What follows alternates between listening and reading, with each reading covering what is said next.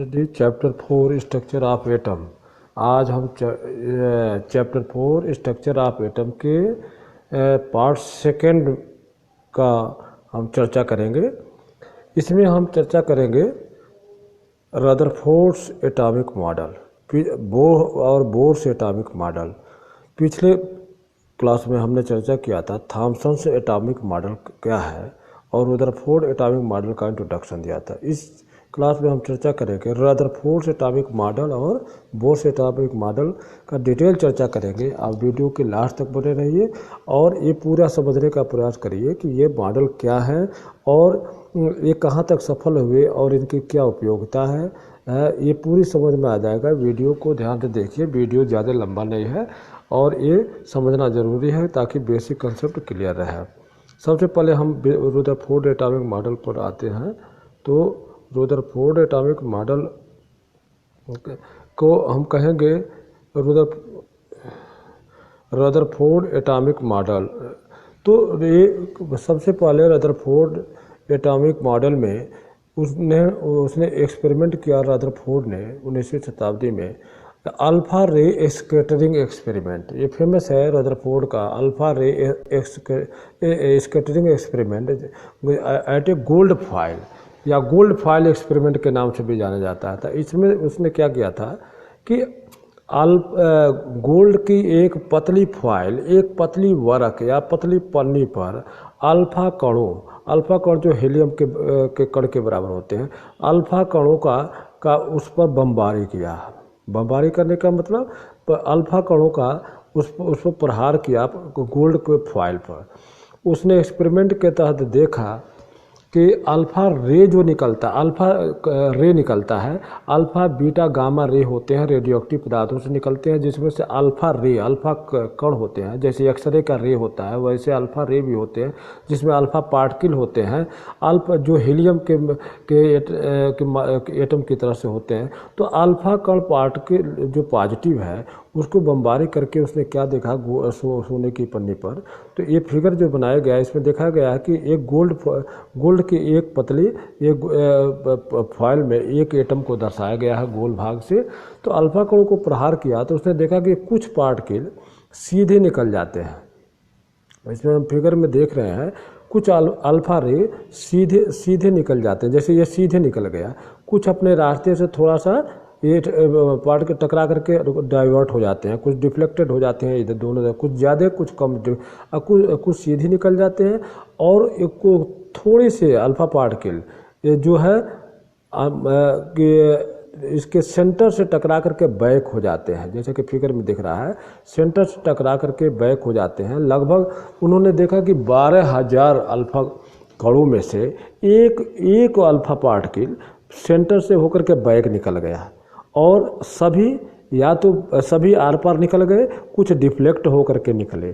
तो 3 तरह की घटनाएं देखा। एक तो है कि गोल्ड के फॉइल पर टकराने से अल्फा पार्टिकल सीधे निकल जाते हैं, तो इससे उसने और दूसरे क्या देखा कि कुछ तो डिफ्लेक्ट हो जाते हैं, कुछ लेस डिफ्लेक्ट, कुछ मोर डिफ्लेक्ट और कुछ जो है रीबाउंड हो जाते हैं, टकरा करके बाउंड हो जाते हैं। तो इसमें कंक्लूजन निकाला। क्या कंक्लूजन निकाला कि atom consist of empty space as most of the alpha particle pass through gold foil undeflected.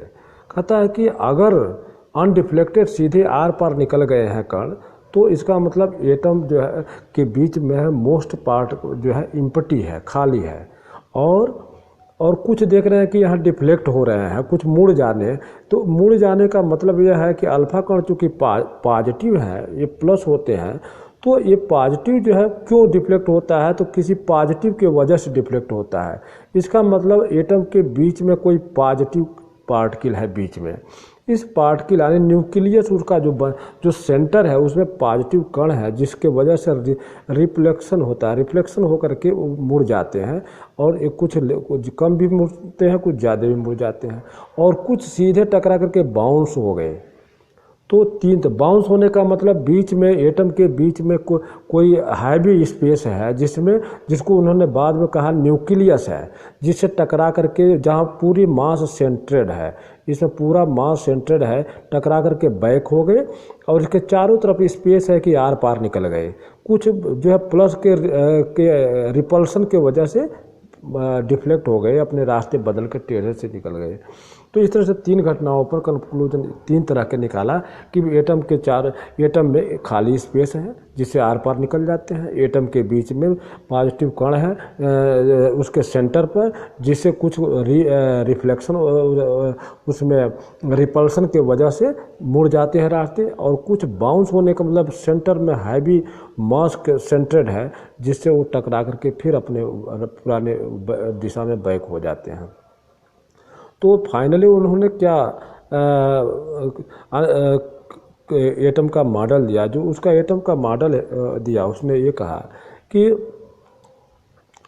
Atom के मॉडल में उसने कहा कि there is a positive place nucleus in the atom, यानी न्यूक्लियस के एटम में पॉजिटिव प्लेस है, nearly all the mass residue in the nucleus, और सभी मास न्यूक्लियस में केंद्रित है, इलेक्ट्रॉन उसके चारों तरफ बाउंड करते हैं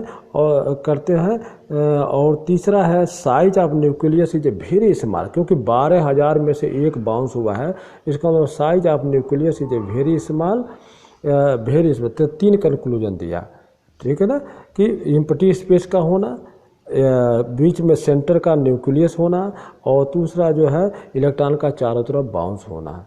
तो ये एटॉमिक मॉडल रदरफोर्ड का है। अगर पूछता है एटॉमिक मॉडल तो हम ए लिखेंगे, एक्सपेरिमेंट कहता है तो ये फिगर वाला लिखेंगे, ठीक है। तो ये रदरफोर्ड का एक्सपेरिमेंट तो कहेगा, गोल्ड फॉइल एक्सपेरिमेंट भी कर सकता है, अल्फा स्कैटरिंग एक्सपेरिमेंट भी कर सकता है, या सीधे रदरफोर्ड एक्सपेरिमेंट, तो कुछ भी नाम दे सकता है तीन नामों में से, Rutherford experiment, gold foil experiment अथवा अल्फा स्कैटरिंग एक्सपेरिमेंट। अल्फा कणों पॉजिटिव होते हैं, उसका बमबारी करके एक्सपेरिमेंट किया। तो ये तीन के एक्सपेरिमेंट कहता है तो फिगर बना करके हम ये दिशाओं को दर्शाएंगे, तीन तरह की घटनाएं दिखाएंगे, कुछ आर पार निकल जाते हैं, कुछ मुड़ जाते हैं, कुछ बैक हो जाते हैं, है ना। अगर इसका कंक्लूजन पूछता है तो हम कहेंगे कि बीच में खाली स्पेस है इसलिए आर पार निकल जाते हैं, पॉजिटिव है इसलिए वो मुड़ जाते हैं, और उस बीच में सेंट्रल मास है जैसे बाउंस हो जाते हैं। एटॉमिक मॉडल अगर पूछ दिया तब हम जो है एटॉमिक मॉडल पूछेगा तब हम उसको कहेंगे कि जो है मोस्ट ऑफ पार्टिकल, इसको हम कहेंगे तीसरा भाग हम दिखाते हैं, कहेंगे there is a positive place nucleus in atom nearly all the mass residue in the nucleus, electron revolve around the nucleus, size of nucleus is very small compare to size, ये हुआ। लेकिन सबसे बड़ी दिक्कत क्या हुआ कि इसकी ड्रॉबैक, इसकी कमियां निकाली गई, रदरफोर्ड की कमियां निकाली गई। रदरफोर्ड की कमी क्या थी, इसको हम दिखाएंगे यहाँ। रदरफोर्ड की कमी है, यहाँ दिखाया गया है, ड्रॉबैक ऑफ द रदरफोर्ड्स, ठीक है। ये लिखा है रदरफोर्ड की drawback of the Rutherford's model. Rutherford के ड्रॉबैक में है कि इसने कहा कि इलेक्ट्रॉन जो है चारों तरफ जो है ये डिस्क्राइब ऑर्बिट में, वेल डिफाइंड ऑर्बिट में घूमते हैं, लेकिन इलेक्ट्रॉन चूँकि पॉजिटिव पार्टिकल है, इलेक्ट्रॉन ये जो है ये जो है नेगेटिव चार्ज है, ये इलेक्ट्रॉन नेगेटिव चार्ज है, न्यूक्लियस बीच में प्लस है, तो ये चारों तरफ रिवॉल्व करेगा, तो रिवॉल्व एक फिक्स नहीं हो करके वो धीरे धीरे उसकी एनर्जी लॉस होगी, लॉस होते होते ऑर्बिट छोटी हो जाएगी, कक्षाएं उसकी छोटी होती जाएगी, और एक दिन ऐसा आएगा कि वह न्यूक्लियस यानी प्लस से टकरा जाएगा। तो माइनस प्लस से टकराएगा तो क्या होगा, जीरो हो जाएगा। तो इस तरह से जो है उसका वो हाईली अनस्टेबल माना जाएगा, this will be made atom highly stables. तो इस तरह से यह उसकी ड्रॉबैकनेस है, उसकी कमियां हैं, उसकी मेजर ड्रॉबैक है कि वह इलेक्ट्रॉन का अस्तित्व एक दिन खत्म, एटम का अस्तित्व एक दिन खत्म हो जाएगा, क्योंकि उसने कहा कि इलेक्ट्रॉन चारों तरफ घूमते हैं, ऑर्बिट में घूमते हैं, लेकिन वो इलेक्ट्रॉन पास चार्ज पार्टिकल है, तो धीरे धीरे उसकी एनर्जी कम हो गई और एक दिन आकर के वो न्यूक्लियस में प्लस से टकराएगा, उसका स्टेबिलिटी समाप्त हो जाएगी, अनस्टेबल हो जाएगा। तो this is a major drawbackness of the ये। तो लास्ट में हम आएंगे कि ये ड्रॉबैक है। तो क्योंकि रदरफोर्ड ने कहा कि 3 कंसेप्ट दिया कि एटम का, कि there is a positive place in nucleus in atom all the mass residue in nucleus, पहला बात कहा। दूसरा इलेक्ट्रॉन रिवॉल्व्स, दूसरा कहा कि electron revolves around the nucleus in well defined orbit. तीसरा है size of nucleus is a very small, क्योंकि 12,000 में से एक पार्टिकल वापस आता है अल्फा का, तो एक तरह से लाख गुना छोटा होता है। एटम का 10 के पावर माइनस टाइम्स यानी 1 लाख गुना छोटा होता है एटम के कंपैरिजन में न्यूक्लियस। तो इस तरह से ये उसका कंसेप्ट था, लेकिन उसके ड्रॉबैकनेस ने उसके सारे ये काम बिगाड़ दिए कि एक दिन इलेक्ट्रॉन घूमते घूमते उसकी एनर्जी लॉस होती जाएगी और अंत में न्यूक्लियस से टकरा जाएगा। तो जब ड्रॉबैकनेस पूछता है, पेपर में पूछता है कि right the drawback of the Rutherford models, तो हम या इसको अनस्टेबिलिटी एटम कहेंगे। तो अनस्टेबिलिटी ऑफ एटम क्या है रदरफोर्ड की, तो यही कहेंगे कि इलेक्ट्रॉन घूमते घूमते उसकी एनर्जी लॉस होगी, एक दिन ऑर्बिट न्यूक्लियस में गिर जाएगा और उसकी अस्तित्व समाप्त हो जाएगा, यानी वेरी अनस्टेबल हो जाता है न्यूक्लियस एटम। तो इस तरह से ये ड्रॉबैकनेस है। इस ड्रॉबैक को दूर करने के लिए आया है। इसके बाद आता है वैज्ञानिक नील बोर्स 1912 में, 1912 में एक वैज्ञानिक आता है नील बोर्स ने क्या किया, एक्सपेरिमेंट दिया। इसको देखते हैं। नील बोर्स 1912, नील बोर्स इसमें साफ नहीं आया है, लेकिन हम इसको समझाते हैं। नील्स बोर ने 1912 में उसने मॉडिफाई किया, overcome the drawback of Rutherford model. Niels Bohr's propose modify model of structure of atom. He made the क्या फॉलोइंग एग्जाम्पल, क्या कहा। पहले तो कहा कि जो है इलेक्ट्रॉन जो है स्पेशल ऑर्बिट में घूमते हैं। कहा कि वह वेल डिफाइंड ऑर्बिट है, लेकिन वो कहा कि वह स्पेशल ट्रैक में, फिक्स ऑर्बिट में, फिक्स कक्षा में, फिक्स जैसे ट्रैक कहते हैं, सड़क पर लेन होती है, यानी इलेक्ट्रॉन फिक्स लेन में घूमता है, ऐसे इधर उधर नहीं। न्यूक्लियस बीच में है, इलेक्ट्रॉन एक फिक्स लेन में घूमता है ऐसे। हाँ, सब इलेक्ट्रॉनों का ऑर्बिट फिक्स है, उसने कहा फिक्स ऑर्बिट में इलेक्ट्रॉन घूमते हैं। कौन कहा? बोर ने कहा, बॉडी उसको सुधारा और कहा कि while revolving in discrete orbit this electron do not radiate energy. और जब इलेक्ट्रॉन इसके फिक्स ऑर्बिट में, डिस्क्रिएट ऑर्बिट में घूमेगा, तो यह एनर्जी एक लेवल है, ऑर्बिट एक एनर्जी लेवल है, उसमें एनर्जी का रेडिएशन नहीं होगा, एनर्जी नहीं उसका लॉस होगा, तो इस तरह से वो गिरेगा नहीं। तीसरा कहा एनर्जी जो इमिटेड एब्जॉर्ब या अथवा एब्जॉर्ब, एनर्जी कब निकलती है या एब्जॉर्ब होती है, जब कोई इलेक्ट्रॉन कक्षा छोड़ करके, अपने ऑर्बिट छोड़ करके बाहर भागता है, तो तब बाहर जाने के लिए एनर्जी लगेगी, नीचे आने के लिए एनर्जी लॉस करेगा। तो ऑर्बिट से जब डिस्प्लेस होगा, या तो इमिटेड या तो एब्जॉर्ब होगा an atom, only one electron moves from one orbit to other. जब एक ऑर्बिट से दूसरे ऑर्बिट में जंप करता है, हायर ऑर्बिट में जाएगा तो एनर्जी लेगा, लोअर में आएगा तो एनर्जी छोड़ेगा, रिलीज करेगा, केवल तभी केस में होगा। तो उसने बोर्स ने 1912 में एनर्जी लॉस होने का कंडीशन भी बता दिया, और ये भी बताया कि रदरफोर्ड में क्या कमियां रह गई थी, क्या दूर। रदरफोर्ड ने कहा कि इलेक्ट्रॉन जो है न्यूक्लियस के चारों ओर ऑर्बिट में घूमते रहते हैं, वेल डिफाइंड ऑर्बिट है, लेकिन उसने ये नहीं बताया कि उसकी एनर्जी लॉस होगी तो क्या होगा। तो बोर्स ने उसके कहा कि जो इलेक्ट्रॉन है वो स्पेशल ऑर्बिट, हर इलेक्ट्रॉन का स्पेशल ऑर्बिट होता है, known as a discrete orbit. Electron are allowed to inside the atom, घूमता है अपने ऑर्बिट में। वह व्हाइल रिवॉल्विंग, जब इलेक्ट्रॉन रिवॉल्व करता है डिस्क्रीट ऑर्बिट में, फिक्स ऑर्बिट में, तो electron do not radiate energy, वह एनर्जी रेडिएट नहीं करता है। वो एनर्जी रेडिएट तभी करेगा वो या तो वह ऑर्बिट जंप करेगा एक जगह से दूसरे जगह से।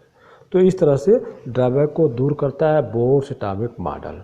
और एक और बहुत इम्पॉर्टेंट कि यह बोर ने एटॉमिक जो मॉडल दिया तो इसने कहा कि ये फिक्स ऑर्बिट है।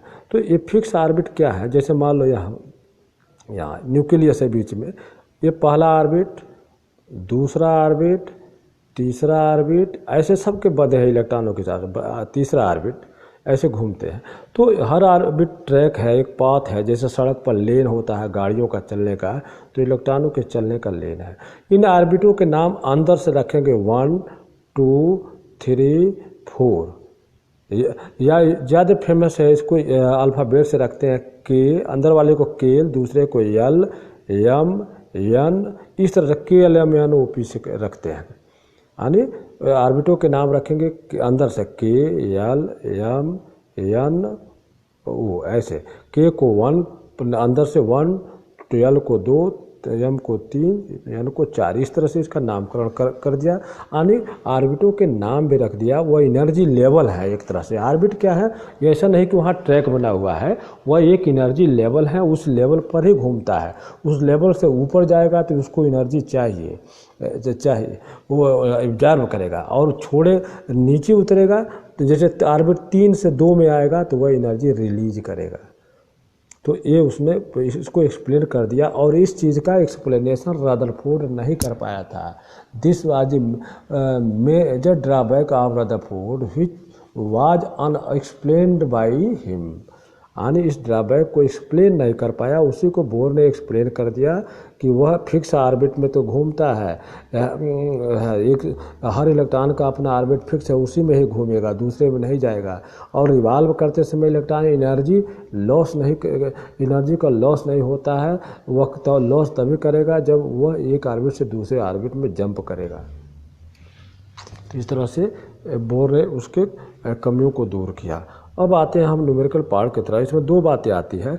एटॉमिक नंबर क्या है, तो total number of proton. Atom तो समझ गए कि एक एटम होता है, अंदर उसके हम पीछे देख चुके हैं बेसिक 3 कण होते हैं, इलेक्ट्रॉन, प्रोटॉन और न्यूट्रॉन। तो इलेक्ट्रॉन, प्रोटॉन और न्यूट्रॉन ये बेसिक 3 कण होते हैं। इलेक्ट्रॉन को ई से कहेंगे, प्रोटॉन को P+ से कहेंगे, न्यूट्रॉन को N0 से कहेंगे।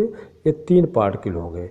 P+N सेंटर, न्यूक्लियस में सेंटर अंदर बंधे होते हैं, इलेक्ट्रॉन चारों तरफ घूमते हैं, ये इसका कंडीशन है। तो P+N इलेक्ट्रॉन की संख्या को हम कहेंगे नंबर ऑफ इलेक्ट्रॉन की संख्या नंबर ऑफ प्रोटॉन के बराबर होता है। P+ है, इलेक्ट्रॉन माइनस है, तो माइनस प्लस अगर दोनों बराबर है तो यह एटम न्यूट्रल है, इस पर चार्ज नहीं है। तो E और P बराबर हैं, E और P न्यूट्रल एटम के लिए इलेक्ट्रॉन और प्रोटॉन बराबर होते हैं।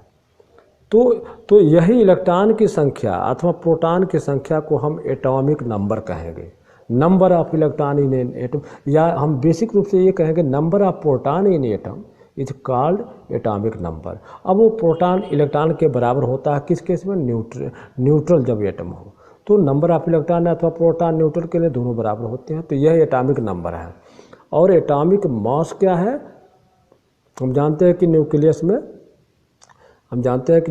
में ये जो है प्रोटॉन और न्यूट्रॉन, ये न्यूक्लियस में P+ और N रहता है। तो इनके P और N के नंबरों की सम को, इनकी कितनी टोटल संख्या है, इसको हम कहेंगे एटॉमिक मास A। ठीक है, एटॉमिक मास A बराबर प्रोटॉन प्लस न्यूट्रॉन की संख्या। तो अभी एग्जाम्पल भी देंगे, और इसको A से डिनोट करने का प्रथा है, नियम है। और एटॉमिक नंबर को Z से, Z equal to number of electron की, प्रोटॉन की संख्या, इलेक्ट्रॉन की संख्या, तो या हम पहले लिखे प्रोटॉन की संख्या, नंबर ऑफ प्रोटॉन की संख्या। न्यूट्रल केस में इक्वल टू हो जाएगा नंबर ऑफ इलेक्ट्रॉन की संख्या। तो प्रोटॉन अथवा इलेक्ट्रॉन की संख्या को ही हम एटॉमिक नंबर कहेंगे, Z से दिखाते हैं। और P जो अंदर होता है, P+N सेंटर में होता है, उनके सम को हम एटॉमिक मास कहेंगे। तो हमारे ये फार्मूले आ जाते हैं। एटॉमिक मास A बराबर, यहाँ दिखाया गया, atomic mass A equal to number of proton plus neutron. Number of proton plus neutron को एटॉमिक मास कहेंगे। और नंबर ऑफ प्रोटॉन, केवल नंबर ऑफ प्रोटॉन की संख्या को हम एटॉमिक नंबर कहेंगे, या इलेक्ट्रॉन की संख्या को उसके बराबर है तो कहेंगे न्यूट्रॉन अलग हो सकता है उसकी संख्या। जैसे एग्जांपल देखें, एल्युमिनियम। एक तो एटम लिखने का तरीका क्या है हमारा, ऐसे लिखते हैं किसी एटम को, मान लो एटम ए है तो एटम का सिंबल ए को, एटॉमिक मास को हम ऊपर लिखते हैं, एटॉमिक मास को ऊपर लिखेंगे और एटॉमिक नंबर को नीचे लिखते हैं। जैसे एल्युमिनियम में लिखा है नीचे 13 है तो 13 है एटॉमिक नंबर, इलेक्ट्रॉन की संख्या या प्रोटॉन की संख्या, ऊपर है 27 तो यह एटॉमिक मास है। Al इसको लिखा गया है Al 27, इसको हम फिर से लिख के देखते हैं। एल्युमिनियम को लिखा है Al 27 ऊपर है तो उसका मास जो है 27 है, इलेक्ट्रॉन की संख्या या प्रोटॉन की संख्या 13 है। तो इससे क्या इसमें हम निकालते हैं, ऐसे क्लोरीन का 17 electronic number of atomic mass 17 और atomic number 17, atomic mass 35। Atomic ऊपर एटॉमिक मास ज़्यादा होता है, एटॉमिक मास 27 एल्युमिनियम का, एटॉमिक नंबर 13। इसके क्या मतलब होते हैं, इस पर न्यूमेरिकल आते हैं। जैसे एयर को ऐसे लिखा गया है तो इसमें नंबर ऑफ इलेक्ट्रॉन देख करके हम बता सकते हैं एटॉमिक नंबर 13 तो इलेक्ट्रॉन की संख्या 13 और प्रोटॉन की संख्या भी इसमें 13 होगी। और न्यूट्रॉन की संख्या कैसे निकल जाएगी, 27 में 13 घटा दें, 27 माइनस 13 घटा दें तो ये आ गया 14 हो गया न्यूट्रॉन की संख्या। किसमें, एल्युमिनियम में। एल्युमिनियम में ये 13 जो है प्रोटॉन की संख्या है। तो एटॉमिक मास में प्रोटॉन जुड़ा हुआ है, 27 में से 13 घटाओ तो 14, 14 आ गई इलेक्ट्रॉन की संख्या, अरे वो सॉरी 13 आ गई न्यूट्रॉन, 13 प्रोटॉन की संख्या, 14 न्यूट्रॉन की संख्या। तो इसके ऊपर न्यूमेरिकल इस तरह का पूछा। ऐसे ही क्लोरीन में 17 है तो इसका मतलब जो है एटॉमिक नंबर 17, एटॉमिक मास 35। अब इसको हम एटॉमिक नंबर 17 है तो कहेगा कि उसको कितने इलेक्ट्रॉन है, तो इलेक्ट्रॉन भी 17 हो गए, प्रोटॉन भी 17 हो गए, ये इलेक्ट्रॉन बराबर प्रोटॉन, ये सब 17 हो गए। ठीक है। एटॉमिक मास 35 है तो कहेगा न्यूट्रॉन बताओ, तो न्यूट्रॉन बराबर 35 माइनस 17 कितना हो गया, 18, 80 न्यूट्रॉन हो गए। ठीक है। तो न्यूट्रॉन प्रोटॉन से के इक्वल या उससे ज़्यादा हो सकता है। तो इस तरह से न्यूमेरिकल हमारे आते हैं। तो इस तरह से हमने आज देखा कि रदरफोर्ड के एटॉमिक मॉडल एक्सपेरिमेंट क्या, एटॉमिक मॉडल के लिए एक्सपेरिमेंट क्या किया, उसने जो है अल्फा स्कैटरिंग एक्सपेरिमेंट, उसको नाम है गोल्ड फॉयल एक्सपेरिमेंट भी कहेंगे, सीधे रदरफोर्ड एक्सपेरिमेंट कह दे तो भी हम उसको स्कैटरिंग ये फिगर दिखाएंगे, उसको ये फिगर बनाएंगे और समझाएंगे कि एक एटम पर टकरा करके कैसे कुछ बाहर निकल जाते हैं, कुछ मुड़ जाते हैं, कुछ बैक हो जाते हैं। 3 घटनाएं, 3 कंक्लूजन निकलता है। बाहर निकलने का मतलब खाली स्पेस, मुड़ने का मतलब कोई उसको ढकेल रहा है, प्लस को ढकेलेगा तो रिपल्सन हो रहा है, सेंटर में प्लस है, बाउंस हो गया, बैक हो गया, लौट गया, इसका मतलब बीच में मास है, कोर है, वहाँ पर हैवी चीज़ है, प्लस है जो टकरा करके बैक कर दिया। तो ये 3 कंक्लूजन। और एटॉमिक मॉडल जब आएगा तो कहेंगे कि एटम जो है बीच में अधिकतर भाग उसके इम्पटी होते हैं, बीच में न्यूक्लियस छोटा होता है ना एटम का, और इलेक्ट्रॉन चारों तरफ पर जो है वेल डिफाइंड ऑर्बिट पर घूमते हैं। और घूमते हैं तो कमियां हो गई, उन्होंने ये नहीं बताया कि इलेक्ट्रॉन का एनर्जी क्या होता है, जब घूमते हैं तो एनर्जी लॉस होगा तो क्या होगा। इसको ये जब अन्य साइंटिस्टों ने पूछा तो उसको एक्सप्लेन नहीं कर गए। पूछा गया कि इलेक्ट्रॉन घूमता है तो उसकी एनर्जी लॉस होगी तो क्या होगा, इसको एक्सप्लेन नहीं कर पाया। तो फिर बोर ने 1912 में एक्सप्लेन किया। तो ये 2 परीक्षा की नज़रों से बहुत इंपॉर्टेंट है। रदरफोर्ड स्कैटरिंग एक्सपेरिमेंट आता है, पूछता है एक्सपेरिमेंट कहे तो फिगर के वाला लिखना, कंक्लूजन कहे या उसका मॉडल कहे तो लास्ट का पार्ट लिखना। बुकों में दिया हुआ है, सपोर्ट मटेरियल में भी दिया है, कहीं से पढ़ लेना, लेकिन समझना जरूरी है। ड्रॉबैकनेस के ये फिगर बना करके उसको लिखना है। कभी भी ड्रॉबैकनेस को हम ये फिगर बना कर समझाएंगे कैसे इलेक्ट्रॉन आकर के न्यूक्लियस में गिर जाएगा, एटम समाप्त हो जाएगा।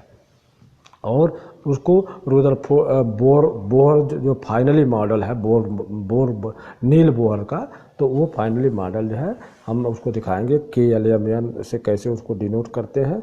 उसको जो है 1 2 3 4 यानी फिक्स ऑर्बिट है हर एटम के चारों तरफ इलेक्ट्रॉन का, उसमें घूमता है, इलेक्ट्रॉन एनर्जी लॉस नहीं करता है, केवल जंप करेगा, एक से दूसरे में जाएगा तभी लॉस करेगा या रिलीज करेगा, और वो गिरेगा नहीं, ठीक है। और ये फिक्स ऑर्बिट में घूमता है। ये बोर का मॉडल, नील्स बोर मॉडल है।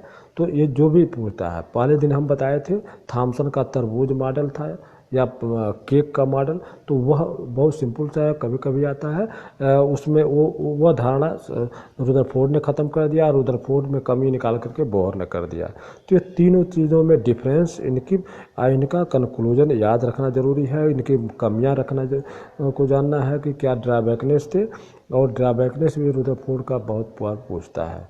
तो ये इम्पॉर्टेंट है, इसको बुक से पढ़ लेना, फिगर भी उसमें देख लेना, लिखना, नोट बना लेना सपोर्टिंग मटेरियल से अथवा बुक से, ये सारे समझाए। लेकिन न्यूमेरिकल आएंगे एटॉमिक नंबर, एटॉमिक मास पर, कितने इलेक्ट्रॉन है, जैसे दिखा दिया था ना क्लोरीन का जैसे एग्जाम्पल में मैंने लिया था। एल्युमिनियम का 27 13 है, तो इसमें कहेगा एल्युमिनियम का जगह कोई XY लिख देगा कि उसका इलेक्ट्रॉन प्रोटॉन देख करके बताओ कितना है, तो नीचे वाला एटॉमिक नंबर है, तो अगर जो भी लिखा है उतना ही इलेक्ट्रॉन उतना ही प्रोटॉन, ऊपर एटॉमिक मास है, घटा देंगे तो न्यूट्रॉन निकल जाएगा। तो ये तैयारी कर लेना। आज का क्लास हम यहीं समाप्त करते हैं, और अगले वीडियो में हम अगला पार्ट लेकर के आएंगे, इसको और भी न्यूमेरिकल पार्ट के साथ। तब तक आप अपना ध्यान रखना, कोरोना के से बचने का प्रयास करना, मास्क लगाना, डिस्टेंस बना के रखना, यही सबसे बेस्ट उपाय है। दूरी बना के रखना, हाथों को धोना, अभी बहुत सावधानी रखना है। तो आप अपना ध्यान रखें, अगले वीडियो के इंतज़ार करें। धन्यवाद।